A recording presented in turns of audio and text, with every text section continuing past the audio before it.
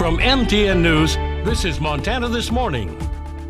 The next time you visit downtown Bozeman, you may notice something a little different. I'm Annie Johnson with that full story coming up. A problem grizzly bear going through a campground near West Yellowstone had its stars aligned for it. I'm Cody Boyer in West Yellowstone. The effort's now moving forward to educate. Just ahead of 6:30 back here on your Wednesday morning on Montana This Morning. Caitlin Corbett, Chet Lehman, and Matt Elwell. Still a little bit cloudy out there, but it's keeping the temperatures a little warmer. You're exactly right. You listen. I listen to Matt. I listen to Matt so I can just sound like I know what I'm talking about for the weather. No, Pat, you on the back. You're listening. Temperatures into the 50s in Belgrade, 40s in Butte. Now we know why Belgrade is a little warmer because we got clouds. We don't have that in the mining city. You made my day, Caitlin. That's awesome. Yeah, so good. Looks like pleasant conditions today. Will be a little windy. That will be a drawback as you head into the afternoon. Wind speeds between 10 and 20 with gusts near 30 miles an hour out of the west to southwest. Cooler temperatures today, but a warmer weekend ahead. We'll break down your complete forecast in just a little bit. Thank you, Matt. 6:30 now on this Wednesday. The number of new COVID-19 cases in Montana shot up yesterday. In fact, it was a record-breaking day.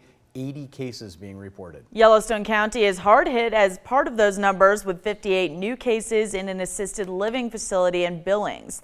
That breaks down to 43 residents and 15 staff members so far. 2 people are hospitalized there, and officials are still waiting on test results on another 24 staff and residents. Yellowstone County has now passed Gallatin County for the highest number of cases in the state. Some of the other cases include 3 in Gallatin, 2 in Madison, and 2 in Silverbow. The Gallatin City County Health Department reports numbers after the state and has 16 new confirmed cases. There are 54 confirmed active cases and no current hospitalizations in Gallatin County. With other health departments reporting after the state, there are 1,387 cases in the state, of which 538 are active. By the way, Montana Governor Steve Bullock held a virtual press conference yesterday alongside MSU Bobcat football coach Jeff Choate to talk about the COVID-19 cases at Canyon Creek Memory Care in Yellowstone County and masks. When asked whether or not if the governor was considering the mandatory use of face coverings to prevent the spread of COVID-19 in the vulnerable communities, he said at this point the responsibility was on Montanans to do so without a state-ordered mandate.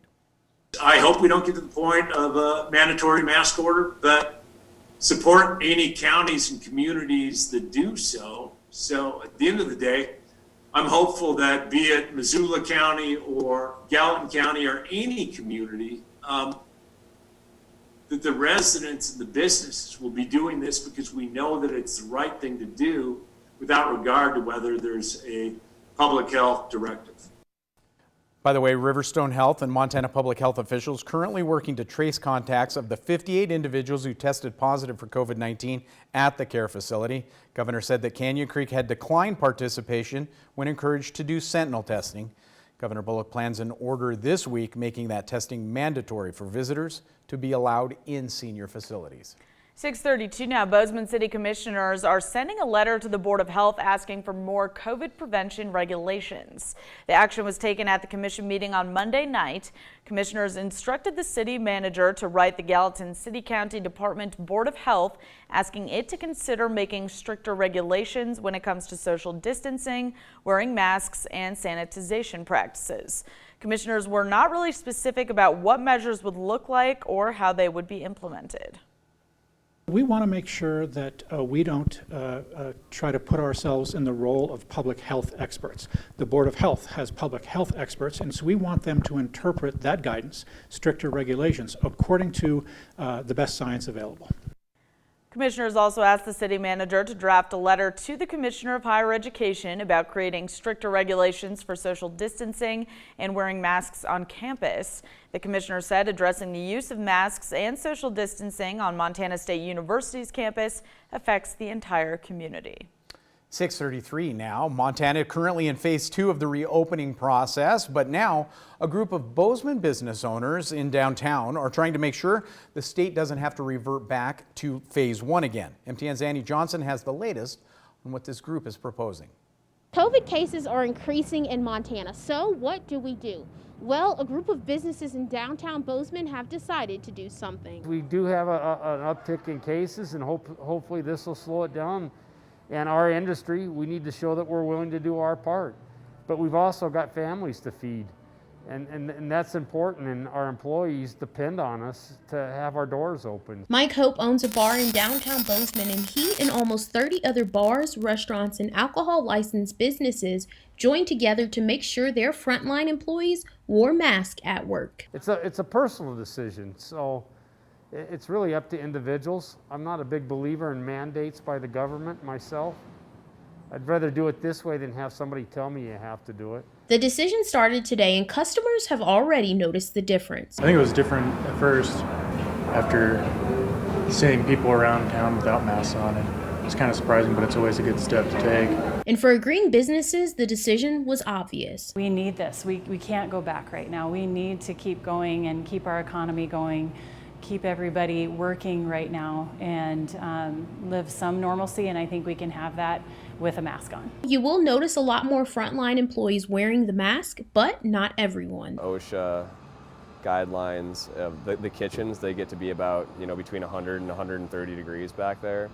So it's not safe for our kitchen employees to wear masks. Whereas the silver lining to that is our air circulation systems in those kitchens. It's always bringing in fresh outside air. Again, that decision to wear a mask as staff in downtown Bozeman is simply an idea and hasn't been made a requirement. Reporting in Bozeman, Annie Johnson, MTN News. 6:35 now. The 4th of July weekend is behind us. As usual, it's a busy time for law enforcement, but they found a trend this year, and Montana Highway Patrol troopers found a bit of a trend. It was complacency. Troopers say while DUIs were still high, crashes that were unrelated to alcohol also higher than usual. In Gallatin Gateway on Sunday, troopers in Gallatin County Sheriff's deputies' fire crews responded to several crashes, including 2 that happened within a single hour. That troopers say were caused by people not paying attention. Between those 2 crashes, 3 people were hospitalized, including 2 minors on a 4-wheeler. Now, going into the weekend, troopers across the state say they already had 85 deaths, 10% more than at this time last year. For the reasoning behind the uptick, MHP says that's a hard one to place. The heat just gets to them. They get tired, and in both of these cases, it's just careless. It doesn't appear to be speed's a factor. It doesn't appear to be alcohol's a factor in either of them. Just not paying attention to what's going on around them. Statewide, troopers say they see an average of more than 130 crashes each 4th of July, with 60% of the deadly crashes while driving under the influence was a factor. Well, as we reported yesterday, a grizzly bear ripped its way through coolers, a tent, and other unsecured food storage in West Yellowstone. That caused a campground to be temporarily closed last Friday. MTN's Cody Boyer takes us to the Grizzly and Wolf Discovery Center in West Yellowstone to show us how the bear will survive and educate.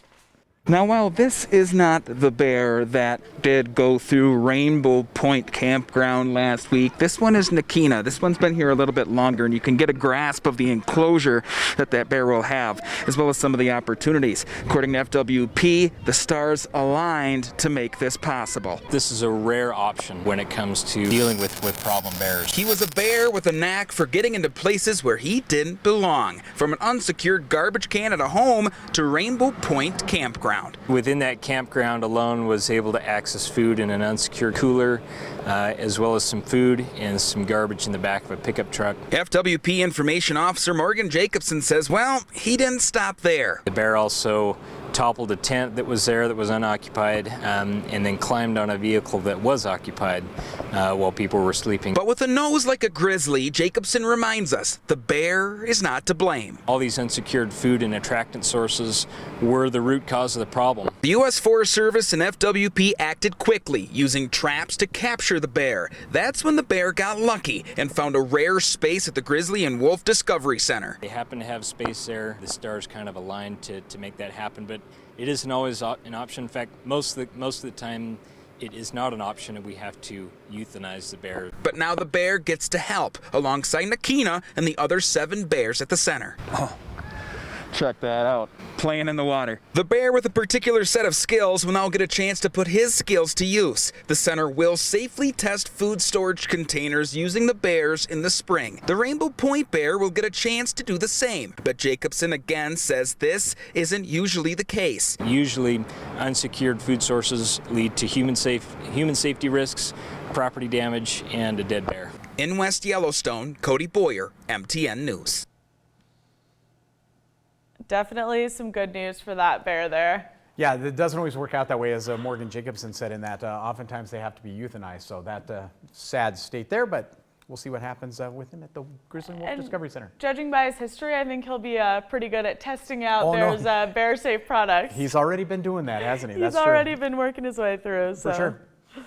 Okay, 6:39 now. We're going to take a commercial break, but we're going to have some more of today's stories coming up next, including more on COVID and what you need to do to protect yourself from coronavirus.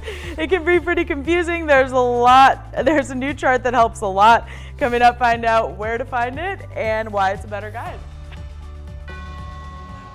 Good morning. Ahead on CBS This Morning, President Trump says he's going to pressure governors to open schools.